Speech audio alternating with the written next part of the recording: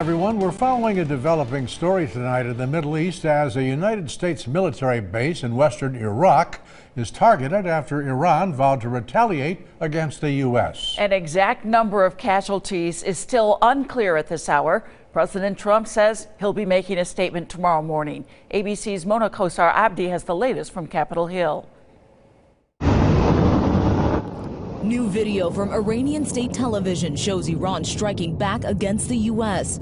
Tehran firing round after round of ballistic missiles into Iraq, targeting American forces stationed at a military base in western Iraq. The Iranian Revolutionary Guard now calling Tuesday night's rocket attack, quote, Operation Martyr Soleimani, after the country's top military commander was killed in a U.S. airstrike 48 hours prior. President Trump received a briefing of the situation, meeting with his national security team in the Situation Room. Just hours before in the White House, Trump defended his ordered airstrike against Soleimani. He's been called a monster, and he was a monster. And he's no longer a monster. He's dead. His defense chief, Mark Esper, also stating Soleimani was plotting to kill American soldiers and diplomats.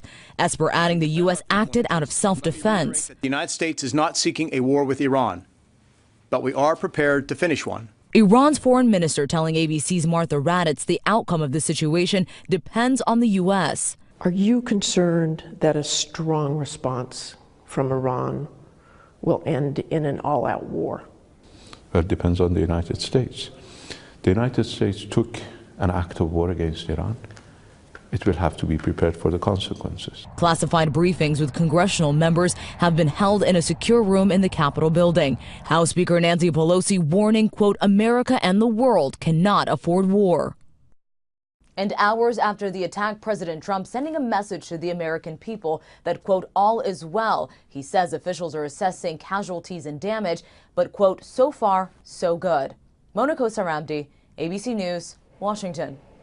And local representatives are waiting to weigh in on today's attacks, offering support and prayers for those involved, but saying more information is needed before drawing conclusions.